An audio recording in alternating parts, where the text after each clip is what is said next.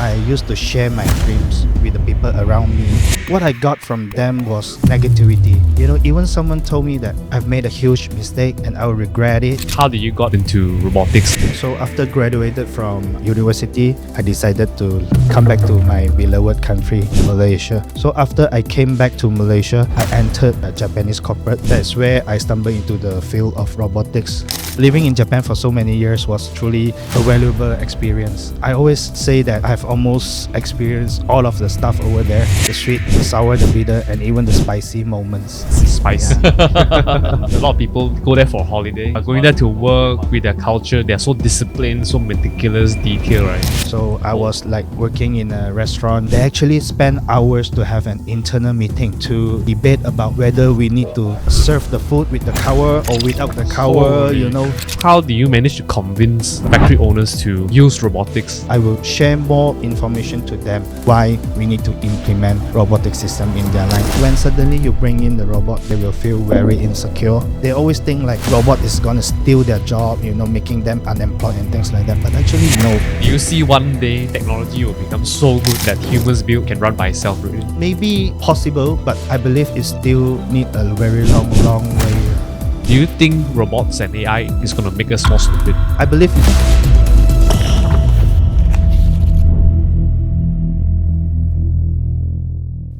Hey guys, before we jump into today's episode, me and Jim would like to ask you for a quick favor.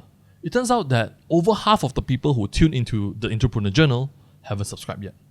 And if you've been enjoying the conversation that we're having, the raw stories, the strategies, the lesson from creatives, athletes, founders, and dreamers, the best way to spot us is simple. Just hit that subscribe button.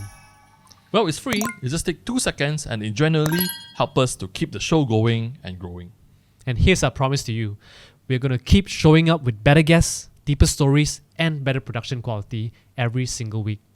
Now, thank you for being here. Let's get into the episode. Hey, what's up, guys? Welcome back to another episode of the Entrepreneur's Journal. So today we are diving into a different kind of frontier, which is related to the industry technology. Our guest is a pioneer in industrial robotics and automation, a man who has quietly transformed the backbone of our manufacturing sector. And as a founder and a driving force behind R-Tech Global, he has led the integration of cutting-edge robotics into Malaysian industrial ecosystem. So in this episode, we're not just talking about machines, we are unpacking what it really takes to scale an automation business, the challenges of building trust in automation, and how Malaysia can rise as a serious player in the global robotics stage, and also how robotics and AI is changing the way we live in the future. Yep. It's a very interesting topic. So let's welcome the man who has engineered the future, one robot at a time. Eddy Chong from R-Tech Global. Welcome to the show. Welcome, Eddie-san. Hi, Jin. Hi, Steven. Thanks for having me today. Thanks for coming. Yeah. It's a very interesting topic, and also you're a very interesting guest because we don't always hear about someone getting into the robotics sector. Yeah. We hear about AI, robots changing the world, taking over jobs and everything. But I don't hear my neighbor getting into robotics or building robots and stuff like that. So it's quite interesting to hear your story and how you came into this business. Yep. Right. So Eddy, I heard that you studied in Japan, right? Yes. You went to Japan to study mechanical engineering and then came into the robotics industry. So tell us a bit about your story in Japan, and how you end up here. Okay, so I was an ordinary kid who was born and raised in a small town in Perak. So ever since I was a kid, I was super obsessed with the Japanese culture. I love their manga, anime, drama, movies, and also their music. I listen to their music almost every day. Wow. So that hobby has eventually turned into a dream. I wanted to, study and live in Japan one day. So I still remember that I used to share my dreams with the people around me. And what I got from them was negativity. Even someone told me that I've made a huge mistake and I will regret it, But thankfully, I have parents who trusted in me and supported me unconditionally.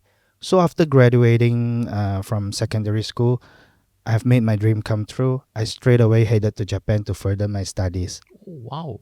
So as you know, as a student who goes study abroad, right? For the first year, we have to enter the Japanese Language Institute yeah. first, Yeah. and then we need to take an exam.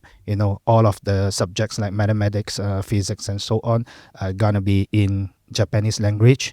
And then with that result, we will have to start to apply for the universities. So I end up in a university almost like MIT, only the name is similar with it. So right. yeah, MIT and- level. yeah, In Japan. Wow, I mean, wow.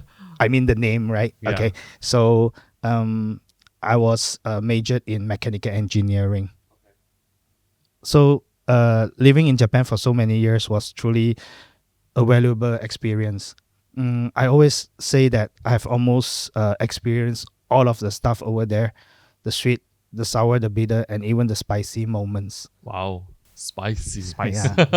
But looking back, it's not just that the good things that matter. So every experience, even the pleasant or the difficult one, has shaped actually who I am today, and I'm really grateful.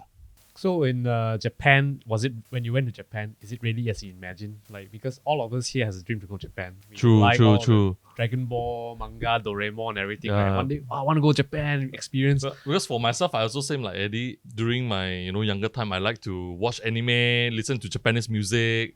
I think I'm that type also. I want to go Japan, but I That's why I say unfortunately he's an ordinary kid. We are all ordinary kids. Everybody loves Then we have so many things in common, huh? yeah. So Yeah. ordinary kids love Japanese Yeah. manga and and culture. during the time I also like, I want to go Japan so badly. But then I think Eddie managed to, fortunately lah. But bless. is it as you expected? Because I have friends who went there, dream of going there, but in the end, they go there, work, study. It's very stressful, and in the end, they decided to come back. So was it the same experience for you? Yeah, to be honest, if you look into the dramas and everything, right, so you can see people around there are very passionate or things like that. Yeah. But actually, I wouldn't say it's totally different as what I have imagined, but it definitely is something more harder, more hardcore than what I have expected, to be Oh, honest. wow. Oh, wow. So, especially back in 20 years' time, I would say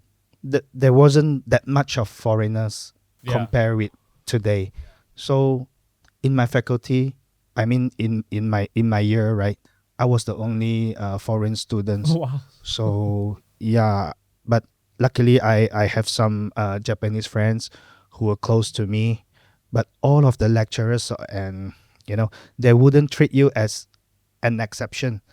I mean, because you are the only foreign student, so they will just treat everyone the same lah, which is Very actually good. a good thing. And Very also for a non-native speaker like me, I had a hard time to catch up for the studies. I see. But how is your Japanese right now? Okay lah. Yeah. So you managed to be fluent in how many years in Japan? Like to able to communicate and work. I wouldn't say fluent, you see. Actually, my mother tongue is Cantonese, right? Yeah. And we study English in school, yeah. but my Japanese is bad. Yeah. My English is worse. And my Oh, Cantonese you're is not speaking good as great right well. now. I mean, Thank you. Yeah, thank maybe you. you should speak in Japanese. maybe. Yeah. So we are a little bit rojak actually. Sometimes Yeah. I think in Japanese, sometimes I think in my own language or stuff like that. Yeah. So But do you have like culture shock when you were there?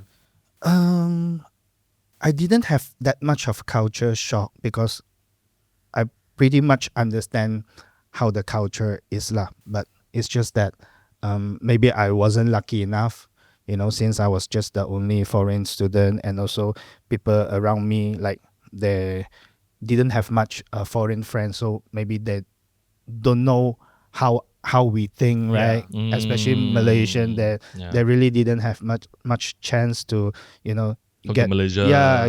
get to know Malaysian. So maybe some of them will have some distance with us lah. They won't like get close. Yeah, they cannot So- 100% connect. Yeah, because they would. you're- Yeah, that's the only thing I felt lah. Other than that, everything was nice. But also because of the Japanese culture, they're very serious and very detailed in everything. it So is. I think the stress part is here lah. But also that is a chance for us to grow.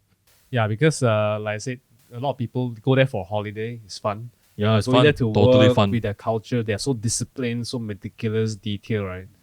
like taking a lot of time to adjust. And back then, I think 20 years, I think it was even more, even more detailed and then Because those with the samurai spirit yeah, hasn't retired yet, but that time they were full of samurais, I would say. So, okay, I will share some experience of my part-time job.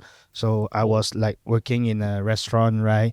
So they actually spend hours to have an internal meeting to debate about whether we need to, serve the food with the cover on it or without the cover, Holy So they give a lot of my God. points like, okay, it will get cold, but some said we want to show the best, to the customers or things like that. So even though a waiter or a cook, actually everyone they work with pride. That's what I saw is pretty much different. I wouldn't. I'm not saying that Malaysian doesn't have pride. We also have our pride, right? But they do take this kind of tiny details very seriously. yeah, very impressive. That's That's crazy. how detailed they are, I think. Like, even like putting on top whether should we serve like that or should we not serve like that. yeah. They go until the extent. Yeah, to I understand worked the- with Japanese before as well. Like the things that they pinpoint, it's like True. wow, True. it's crazy. So I never would have thought of it.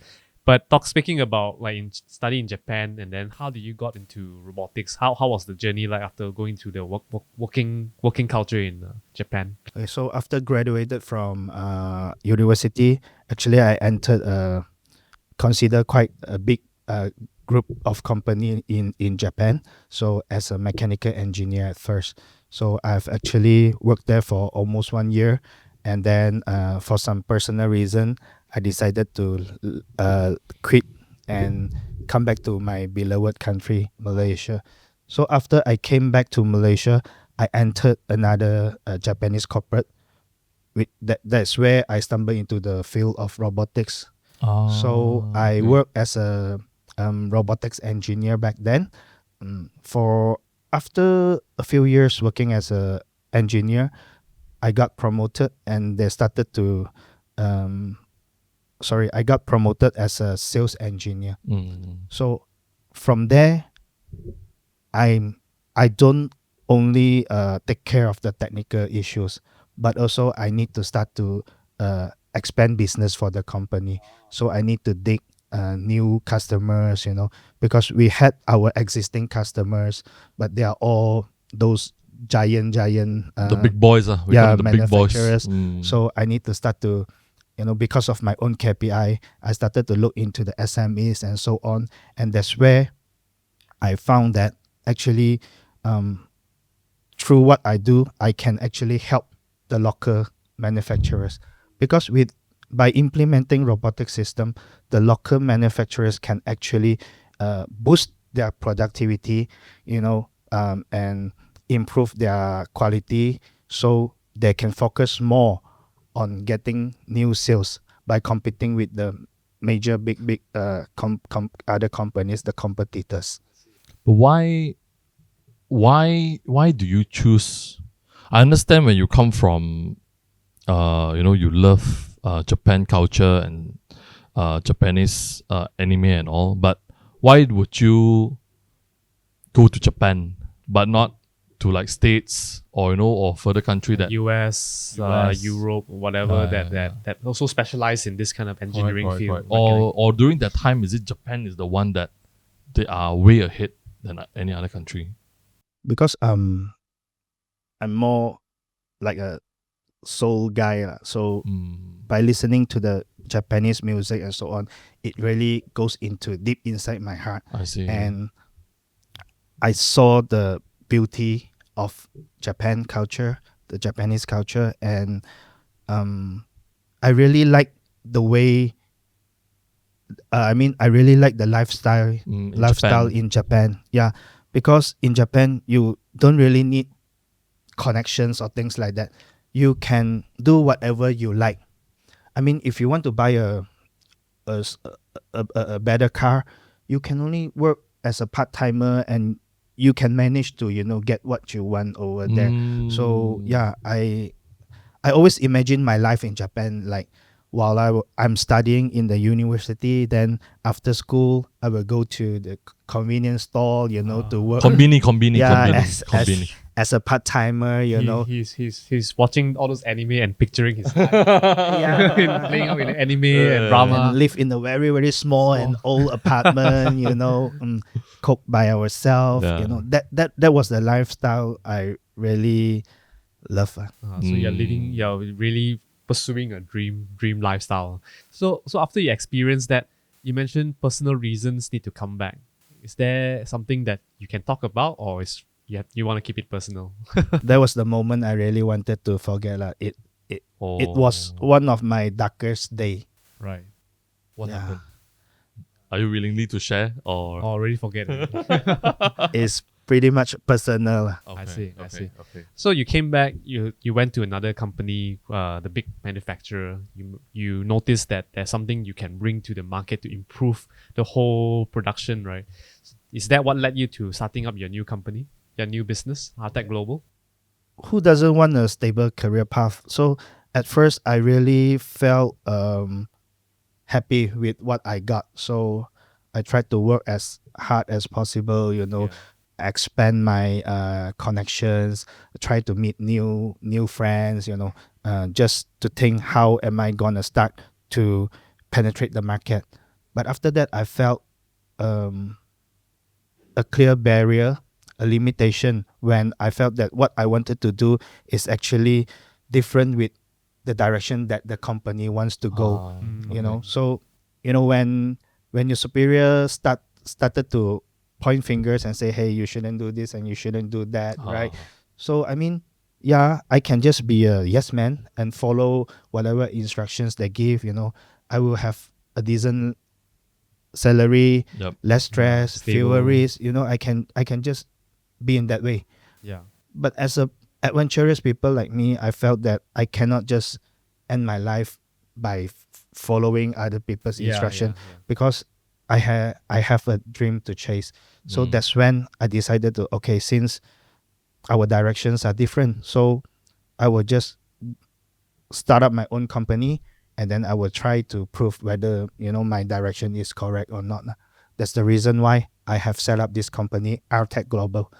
If you look into the name Artec, the letter R actually represents 3 pillars, our main core values. So the first R would be robotics. That's what we really love and passionate about. The second R would be revolution. We wanted to bring something fresh and disruptive to the market. And the third R is reliable. We wanted to become a well-trusted partner for every clients to work with us, who work with us.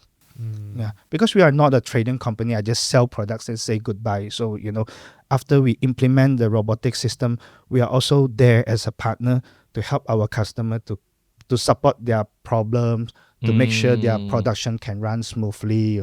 So maybe you can talk a bit more about what Artec Global does actually. Okay, Artec Global actually is a system integrator for robotics and automation system. So if we are talking about robotics, it's not like those, humanoid or things you imagine. Yeah. We are actually, our expertise is in industry and factory automation. The robot itself, we didn't invent it. It's something coming from Japan. But robot is just a slave. So by combining robots and all kind of different equipment, and maybe we need to customize some peripheral systems in order to provide a full turnkey solution to our customers, so based on their needs. So that's what Artec is doing. So I would say every time it's a brand new thing without repeating, and it's fresh. We need to understand what the customer's recipe or what kind of process they need to do, and then we need to design and come out a solution. Wow, so you have to really study every single customer's industry or the whole production pipeline, because every single industry or sector is different, right? Like bread. Yeah. Even though you're talking about the same sector, actually different manufacturers, they have their different standards. Okay. We have met customers that are doing same product. Let's say certain home appliances product, right? But company A, they will do it in this kind of method, ABC method. But company B, they will say, no, that wasn't the right way. They will do CDE. But you look into it, both companies are actually selling great. They have their own market. So Yeah, it's yeah. just about the preference. But of course, when we designed the system, I couldn't tell them like, okay, so A is doing in this way, we just copy it for you. No, they want something it belongs to them. So actually listening to what the customer needs actually one of the important job we have to do and we have to deal with. I see. So you understand the whole pipeline, the production, and then you design the whole line and order parts from the robotic parts from Japan or whatever to assemble here to form that pipeline for them. Is that correct? But things like the end effectors or certain machines, we have to design and customize it in Malaysia. So see.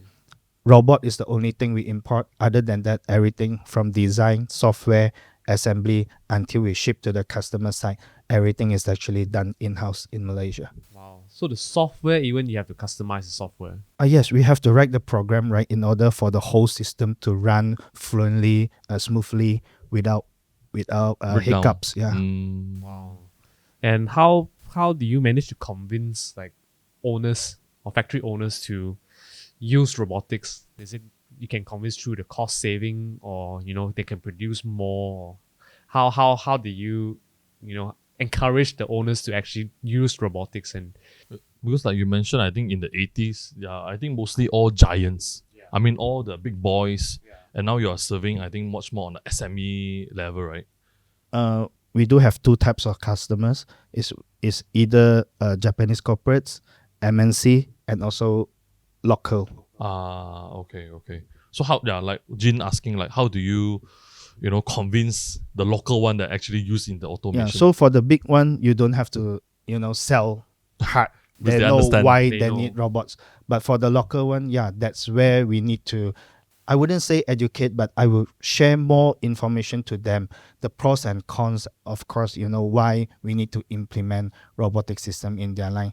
Because if you look into the industry right now, especially those traditional manufacturers, right, they have a lot of employees who have been working for them for many decades. So when suddenly you bring in the robot, they first of all they will feel very insecure, and actually, yeah, they always think like robot is gonna steal their job, making them unemployed and things like that. But actually, no, robot is there to help them to improve their... improve their productivity and quality, so they don't have to do all of these repetitive tasks anymore. But with their experience, actually they can use it to improve whether what kind of product improvement, or design, or even get more orders, and how are they going to compete with the overseas competitors. Because no doubts, in Malaysia, actually, you can see there are many, many good manufacturers who produce excellent products. It's just that they are not that competitive because of what? Maybe because of the volume. The volume is small, so their cost is a little bit higher. Yeah, if the cost is higher than the selling price, even though they make minimum profit, they are unable to compete with those with a huge volume. So that's the reason why I wanted to help them in this. So helping them to improve their productivity, which means lesser reject rates. So everything they produce confirm, it's consistent, and they can sell it directly to the market. So they can set the selling price as low as possible, remaining the staff numbers, without increasing the cost. And that's the only way that they can compete and get more orders, or maybe, get out from only Malaysian market and export to the whole world. And if through helping them, I believe that there will be more work opportunities for Malaysia. So the whole ecosystem actually will be even better. Then the whole supply chain will be much more got improvement from there. Then they can get more margin sales. If one companies are selling more products, then you see actually they will attract more first tier, second tier suppliers, for the raw mats, for other things, because everything is not done by one party only. Yeah. I see. I think this is how you cope with inflation as well, I think, because as technology evolves, things get easier to produce, hence it's becoming cheaper as well. Instead of salary getting higher, prices getting higher, because it's getting more and more harder to produce. It should get easier over time to produce. I mean, the more you ask me right now, I'm afraid that the more I will reveal some secrets of the of the industry, But actually, there are something that we are the difficult. I would say the difficulties we are facing, but we are not able to speak it out, because as I said just now, those workers who have already worked for the company for many decades, years. right? Yeah. And suddenly the robot come in, they will feel like robot is one of their enemy, and they actually will hope that the robot will not run smoothly, so they will not give God. Oh my they God. will not give cooperation on things like that. But the boss wouldn't know, right? And we are not there to security check them. to, Wow. to, to, So to meaning monitor. possible also, like if they don't like it, then maybe they will spoil it, Sabotage or the sabotage machine the or something. machine, and then I don't know I should say it or not, but I actually experienced a lot of unpleasant oh my God, Eddie. experience before. Damn. Right. I think it's just like right now you have people who support AI and people who don't support Support AI, AI. right? So Yeah, people yeah. support AI and say, okay, it helps me be more productive, Yeah, produce things yeah. faster, do things I can't do before. But the people who, love their craft so much, they hope AI will not succeed and stuff like that. So there's this big debate. I think it's the same situation like what you are facing. Because No. you might feel like robot is stealing the job, but actually if you look into the bigger picture, it's actually just a tool to help human beings. Yep. So I mean, robot doesn't have soul, doesn't have own wisdom. They cannot work or execute certain tasks based on their own thoughts, which they still need human beings like us, to give instruction whether what to do or things like that. So even though if you thought like, okay, now robotics are actually growing, you can see humanoids all over. Yeah. Yeah, But correct. do you think the humanoid robot, they will cure themselves when certain parts has damaged? Right. They actually still need human Yeah, they beings. still need human. Yeah, Or they- maybe still need robot engineer. can repair robot next time. Yeah, I mean, even though if that is going to happen, but in the back, actually there are still human beings who is doing the programming and so on. improvement, Yeah. and upgrades and all. Right? So I don't believe that, after implementing robot, then we don't need human beings anymore, because robot is still created by human, but human is created by God, right? So human is not going to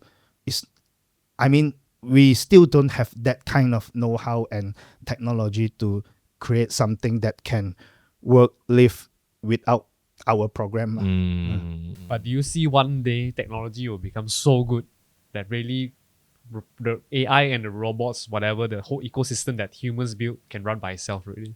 Do you see that that day come one day? Human beings, we are very smart. I mean, of course, for the past 10 years, you can see the boom. I mean, the technology is actually growing so fast. Very fast. Very Yeah. Fast, tremendously fast. But do you know that a humanoid robot to walk like today in a straight line, actually it took how many years? True. If you look back, maybe 30, 40 years, Yeah. Back then they already had this kind of concept, but in order to feed more data and let the robot to walk straight, they need to keep on training so-called AI or the deep learning or stuff like that in order for the robot to achieve what they have achieved today. So if you ask me just now, one day the robot will like Replace or take over. replace or take over. fully take over humans. Yeah, maybe possible, but I believe it still need a very long Long way. Maybe at that time we figure out some universal basic income, or everybody Every human don't don't need need to work work. already. Yeah. Let the robot work. robot work. We just get money to feed ourselves, something like that. Why we had to work in the first place, right? It's just because we need to eat, Survive. we need to survive or things like that. But Yeah. who knows, one day if we had that kind of system, human being can spend more time on Family. and things that with more quality. Yeah, Good contents you guys are producing, Thank you, you know, thank you. great music. Even though AI can create music, but I believe there's no soul in it. Sorry to say that. Yeah. You know, we still need someone that has actually experienced it and that express it in their way. So Yep. I believe we are actually improving our lifestyle by not doing more of this kind of repetitive Work. work Yeah, anymore. definitely. I think improving lives, because we don't want to be hustling 12 All the hours a day, time. 10 hours a correct. day, just want to work and feed, right? And then we just Yeah. do whatever that we love to do. Yeah. Last time we eat to live, but maybe we live to eat next Oh, time. yeah. Exactly. Very good Very good statement. Very good statement. Because everybody talking about, I want to escape the work hustle, the 9 to 5. Maybe AI, robotics is one way to go next time. I was always thinking like universal basic income. We're talking about it. Maybe there's tiers to it next time. Everybody become automated. Humans will get a base salary. If you choose to not work and just enjoy life, you get that base salary. But if you choose to contribute more to society or do something, I don't know, service the robot, upgrade the robots, or Then maybe it's another tier. then another tier you get more, right? So how the money cycles is a different story, but maybe that's something that I was like imagining in the Maybe future. a new economy. Yeah, new form. economy, right? Yeah, Jit is very smart. He always give very good ideas. I think maybe it's true, right? But it's not only based on that. Maybe as your personality or attitude, you can gain more income through that. Yeah, So yeah. I hope the world can be better and more peaceful one day. yeah. Yeah, I think so too. But do you see factories one day will come to a point where, let's say now a factory, a big factory need 10,000 employees. Maybe in the future you will need 5 employees only to supervise the whole thing.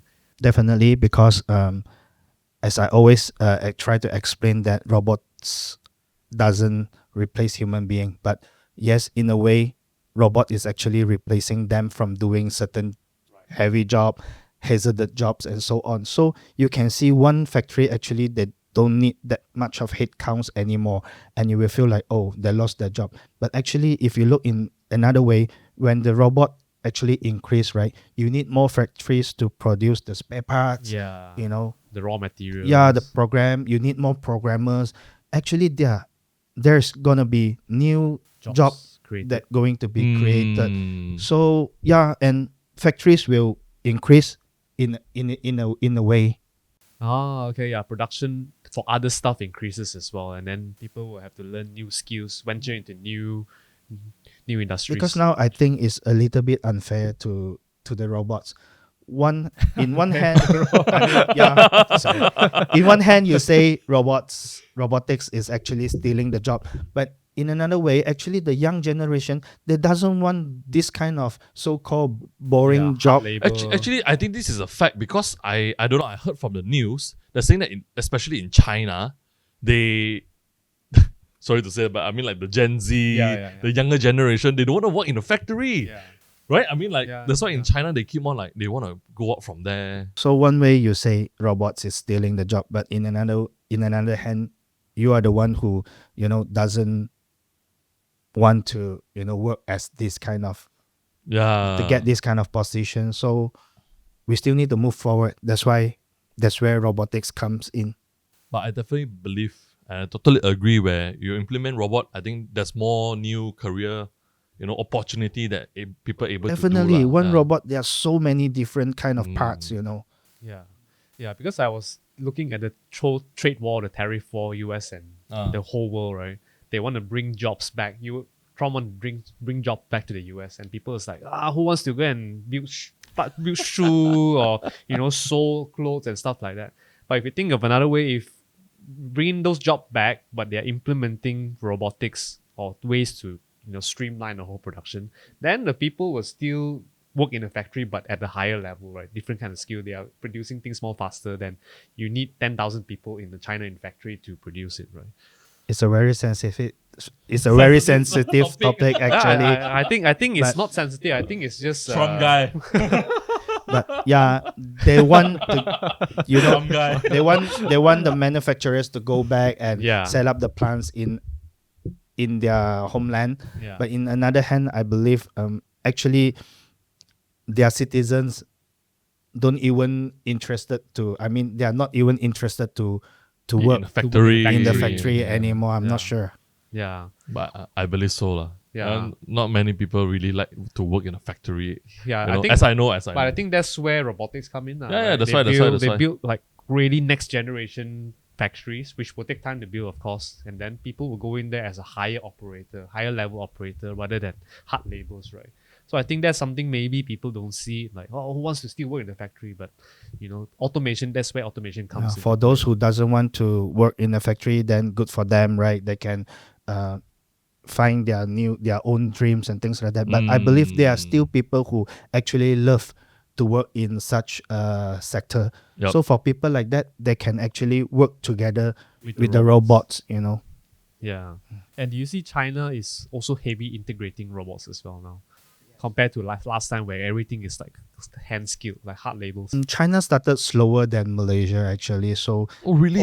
Yeah. yes, Okay. as I mentioned, Malaysia started implementing 80s. robotics in the late 80s or something like that. So China just started to implement, I think, in the 90s or so on. So Malaysia was one of the major hub, Wow. Okay. supporting all over ASEAN and also countries like China, I see, Australia, I and so see. on. Last time, used to see. be. So that's the reason why I said we really have these skilled laborers in Malaysia. So, but the market of China and the market of Malaysia are actually different if you look into it. Let me give you an example. I know I have one customer in China. They're actually producing maybe just a pet cage or things like that. So they have so many acres of land, Okay. so many factories. All of the factories are just producing one stuff only because they have the volume. They wouldn't even ask you like if I invest in one robot, whether this robot how long is the ROI and things like that, because they know even though hundreds of the robots are not going to be able to achieve their throughput, Their quantity. so they will continue to implement only. But in Malaysia, we are always high mix, low volume. So saying that we don't have the volume, that's the reason why our factory, they need to really make great planning. Like for the when I need to produce SKU A, Very efficient. and then later on we produce B, C, D. So as a system integrator, I would say working in places like China is more easier than In Malaysia. Malaysia, because we need to design one thing which is with multi functions, and we can be able to cater your different your categories A of. B C D requirement. We need to do it just because of the market. So our market is not that big. We don't have that kind of huge volume, Yeah. but because of the high mix issue, so it is also one thing that makes Malaysia. So they want to fully utilize the system that they built. So rather than just produce one thing which don't have enough volume, they can produce multiple things. Definitely, because they need to look into the OEE. Once they invest something, they want to make sure it's fully utilized, right? Like at least 90% or 90 or 80%, depends on their policy. But they are not going to invest something and just let it sleep and just work maybe 1 week for twice or yeah. Yeah. It's not gonna be in that way. That's the reason why. So, and also this will be a great opportunity for them to try to get more orders, more different SKU, because robot is able to cater for it. I see. I think that's the difference, between the mindset that they want to do more stuff, they want to utilize it, but here not really. It's a different ball game. Yeah. How long does it take to integrate one system into a business production line? Yeah, depends on what kind of applications. If a standalone robotic system, for example, for the welding purpose or pelletizing purpose, maybe 2 to 3 months. And if you are talking about multiple processes which involve more robots, then maybe I would say 4 to 6 months or things like that. And if you talk about the whole factory with the whole line from A to Z, then that one definitely need months or years. Or probably ongoing, right? Because I have to keep on improve the whole system. But that one is we consider as a line builder. Oh, line builder. Line builder. Oh, they call it like line builder. I see. Production line kind of line. Yeah. So what we are doing right now, our tech is still mainly supporting on those individual cell, or we link it with a different processes. Have you done before the line builder part? We don't we are not the main contractor, of I course, see. Okay. but when the bigger player get this kind of orders in Malaysia, then definitely they will need to sub to people that can provide such manpower Expertise. and expertise, right? So normally we are the one who will be awarded this kind of job. I see. I think, Eddie, like one factor, not only they think about replacing the human, but I think most of the people who want to build automation or they don't want to build it, they will factor in like, oh, it's too expensive. So is it actually really expensive to build automation? Sounds very expensive. That sounds very expensive, but is it really expensive? Yeah, I don't blame them if they think robotics is actually expensive lah. In a way, I think it's true if you talk about it back in maybe 10 to 15 years ago. But actually, robotics, the price is getting more and more cheaper nowadays. It's more modular, more flexible, but also due to our labor cost, it's not that high if we compare with other civilized countries, right? So maybe they will, if they calculate it with one robot to replace how many staff, then maybe they will think like, oh, we still need at least 3 years, 5 years. I don't To know. recoup back. Yeah. But for other countries, maybe they only need 6 months or 1 year. That's the Okay. difference. But I think you cannot calculate it by thinking how many stuff can be replaced. You need to think about what kind of maybe you can produce a better value products to the market, then your profit will be higher. So I think at least you need to take the factor of that as well. See, instead of just thinking of like, oh, I'm gonna replace this, but I'm unable to replace the human, then I cannot get back my ROI. But they should actually think of how can I develop more products, more quality one, and can faster go out so I can get back my money faster. And no, I think there's not much people who will actually consider the power saving part. By using robot, I mean actually the power consumption, everything might be lower. They can control their raw mat quantity and so on. Not so much wastage also. Yeah, that is the long run. In the Yeah. long way, Yeah, yes, yeah. definitely. And don't forget, robot is a one-time investment. Ah. If you handle it with care and love, robot can easily, Tahan for very long lah. for the next 10, 15 or Okay, what actually? Yes. I see. I mean, you need to consider the cost of Servicing.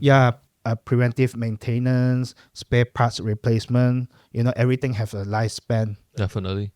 But if you can accept that expenses, actually the robot can work for very, very long time. I see. Silly question. If you can't answer, never mind. How much does a robot arm cost?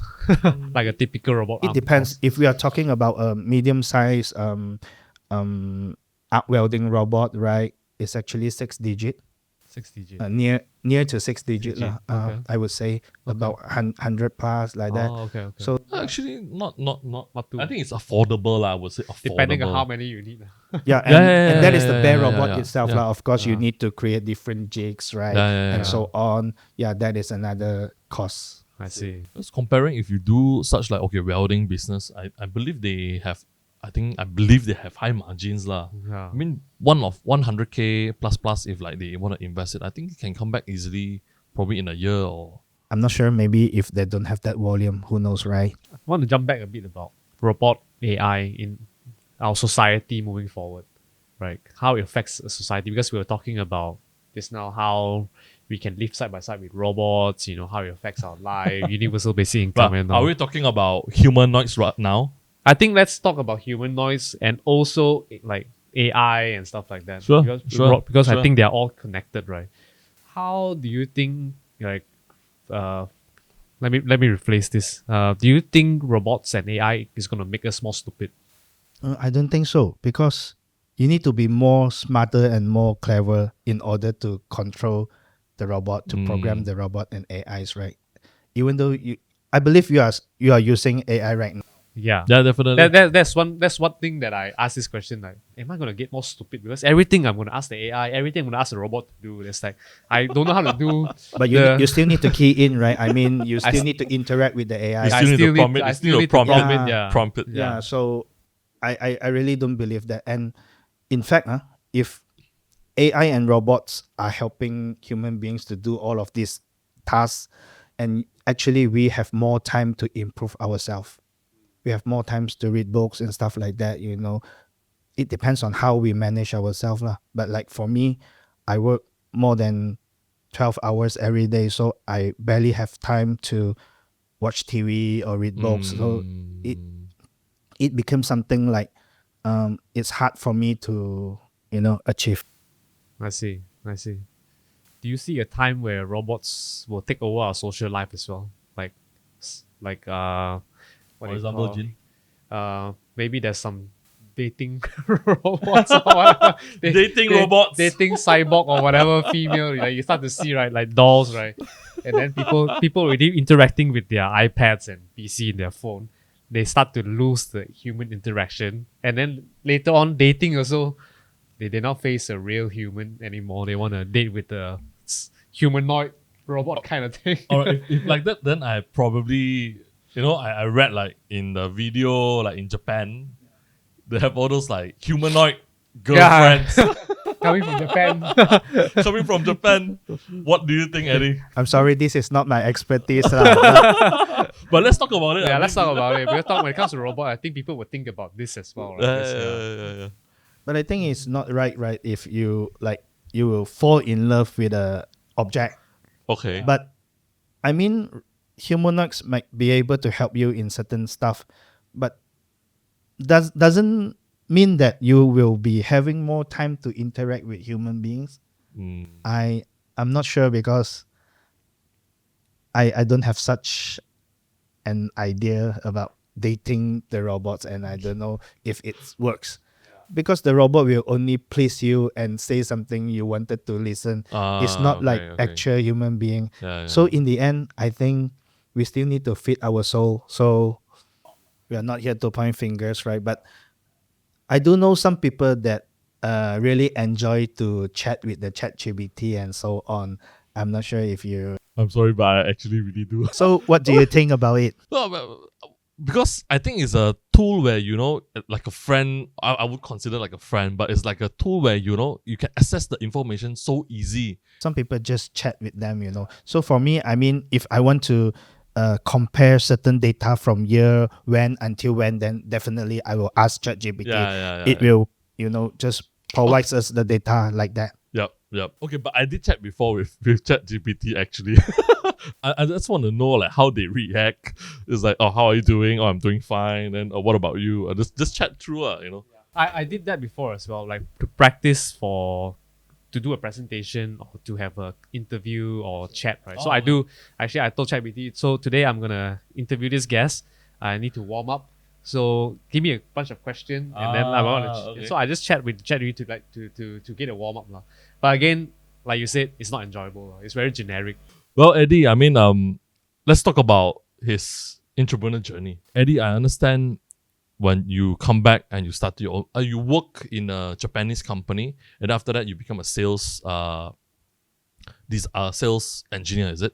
Then after that you start your own company. How was the journey, starting your own company? Have you met your wife before you started your own company actually? Yeah, actually, I met my wife after I started my company. But for people like us without connection, without capital, so we started small. I always wanted to become a system integrator back in time. But since we don't have a connection, and how are you going to just appeal to a big company and say, hey, we can do this, and please give us a chance? People will ask you, what is your reference and so on, right? So we were struggling by providing engineering support to our existing customers who already have robot. They are using robots, but like in the midnight, something happened. the robot down, and they call and they need someone to go over. So people as hungry as us will just take the job. So we survive through engineering support. I think for at least 4 years or things like that. I really couldn't recall. So from there, I always thought, if I continue to do things like this, I will not grow, and I'm not going to achieve my dream as a system integrator, because I want to create system to help the society, to help the manufacturer to boost their productivity, improve their safety, and reduce human strain. So, and that's where I'm lucky enough to have a supportive wife lah. So she actually sold her property and things like Oh that my God. to support me. She says, I believe you can do it, so Oh, she's an angel. When you at found least an at least angel. she's my angel lah. Angel investor also. Also angel investor. Yeah, as so well. without that, I don't believe I can achieve what I have achieved today lah. Yeah. I see. I see. But back then, were you scared? Like your wife is gonna go in with you, Yeah, selling the because- property, everything, and you're taking such a big risk. How do you feel? Surprisingly, for the first 5 to 10 years, right, we just want to chong. Mm. We just want to move forward to Yup. grow. I just have one direction, is to achieve what I wanted to become. Actually, I hope like everything that related to our life, like the drinks you are drinking, the milk, the cars you are driving, everything behind the shadow, I hope one day there will be an RTech system who is supporting that ecosystem. So actually now we are pretty much penetrated to a lot of sectors, from food and beverage, automotive, heavy industry, even aviation.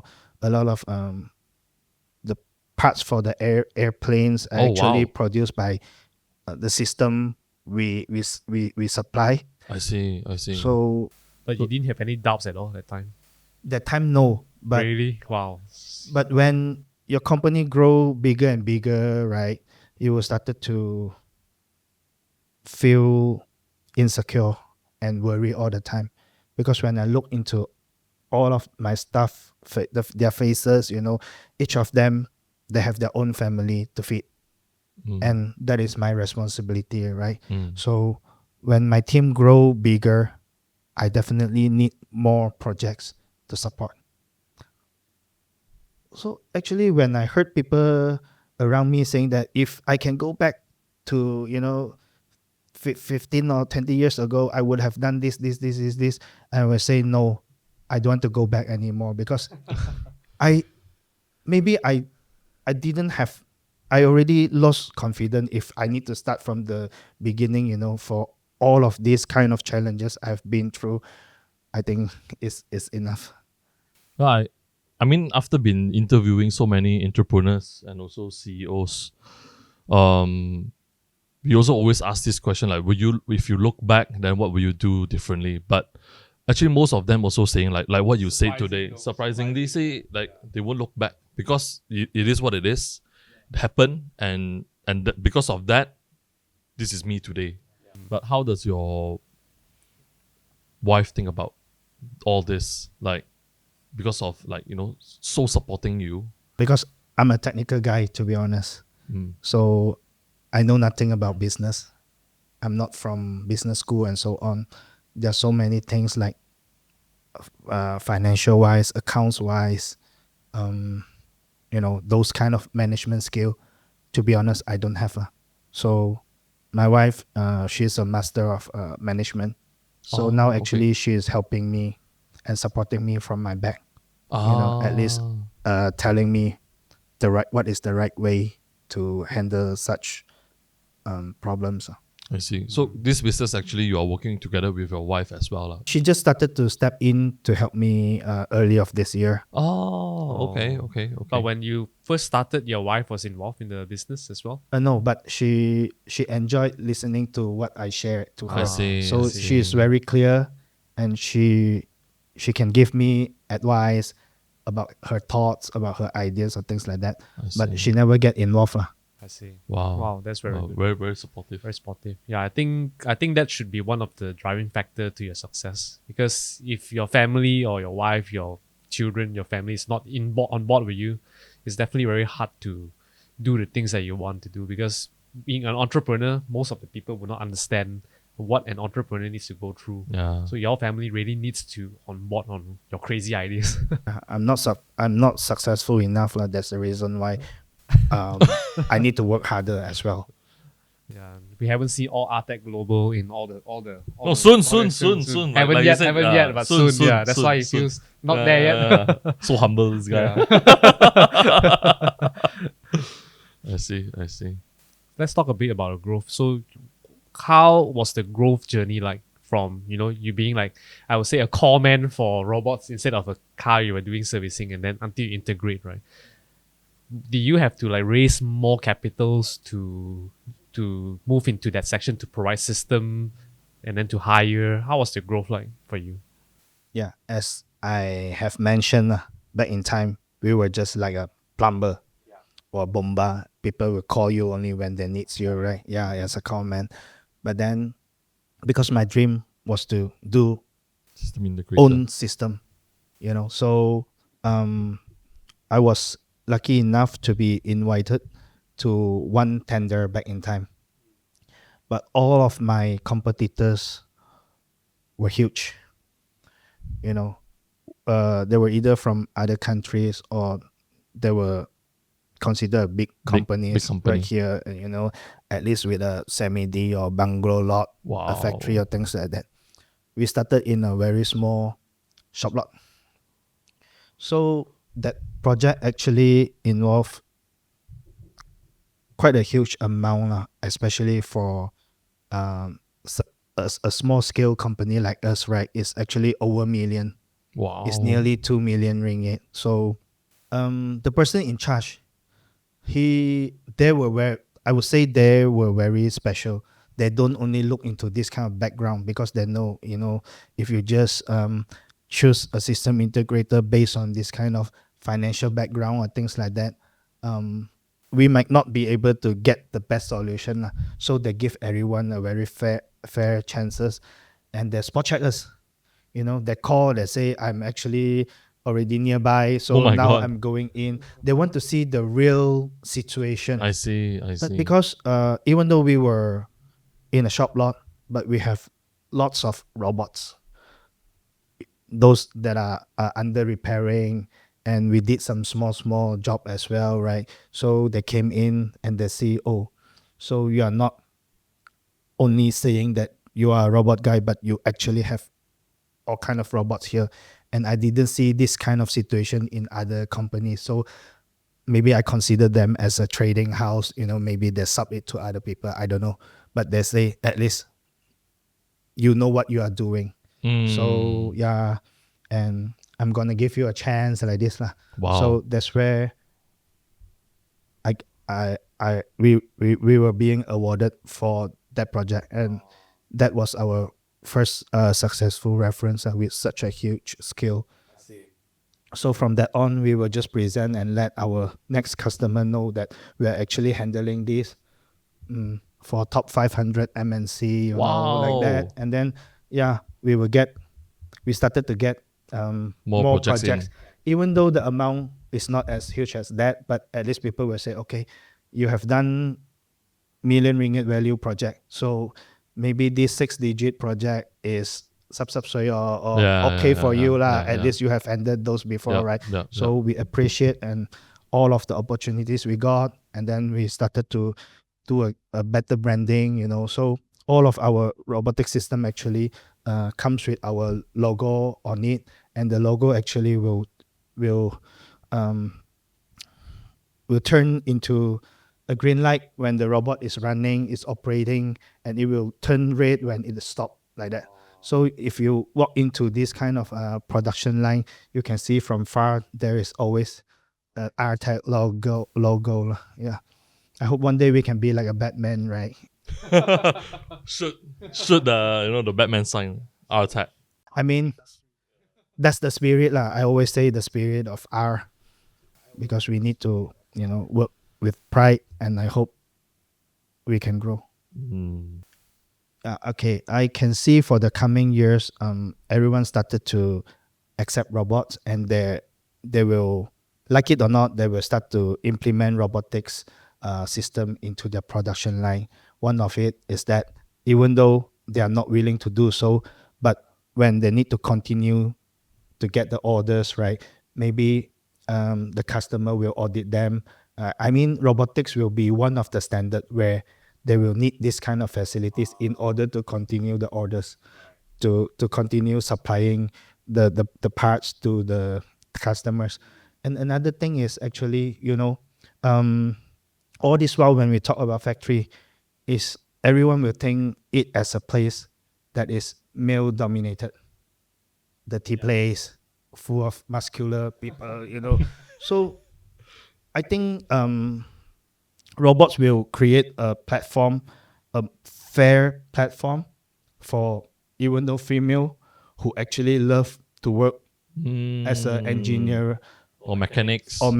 Right? They can. It's not just because of their physical anymore. Yeah. What about a weaker male, but they have this kind of interest in this field. So by using robots work together with them, we can have this equality, I would say. So any advice you want to give to entrepreneurs after all you have been through? Believe in yourself. Just stick to your dream. Yeah, just execute without regret it. So Eddy, how can we find you? How can people find you, or how can people check out Artec Global? We have our homepage, www.r-tech.com.my, or you can search us through LinkedIn as well. I see. Any of your own social media, if people want to check out? You look like Japanese, so people might be. Look out at Eddy. Yeah, Eddy. Where to find Eddy? Want to find Eddy-san. Eddy-san. I'm lately I'm more active in LinkedIn. I see. You can search me, Eddy Chong, as well. Okay. Yeah, so we'll leave those information about Artec Global, about information about Eddy, LinkedIn in the description below, so you guys can check it out. Yeah, so I think that's the end of the episode, I guess. Very good information. Yeah, very informative about robotics, not something that you hear about every day or learn about every day. And definitely have some good conversation about how robots can play a role in our lives in the future. Yes, and of course, Eddy-san's personal journey, how to build Artec. Yeah, and the struggles of being an entrepreneur. Yeah, it's not easy. Yeah. Right, Eddy, thank you for coming onto the show. Thank you very much. Thank you, Eddy-san. Thank you so much. Take care. And, hope to see you guys. Hope to see you back in the next one in the future once you achieve your goal of having Artec Global in everywhere, all the industries. Thank you. Right. Okay, so if you guys enjoyed this episode, please like this video and subscribe to the channel so we can continue to grow this channel and bring you more amazing guests. But in the meantime, if you discover this journal, don't keep it to yourself, share it to the world. And me and Steven, we'll see you guys in the next episode. Ciao.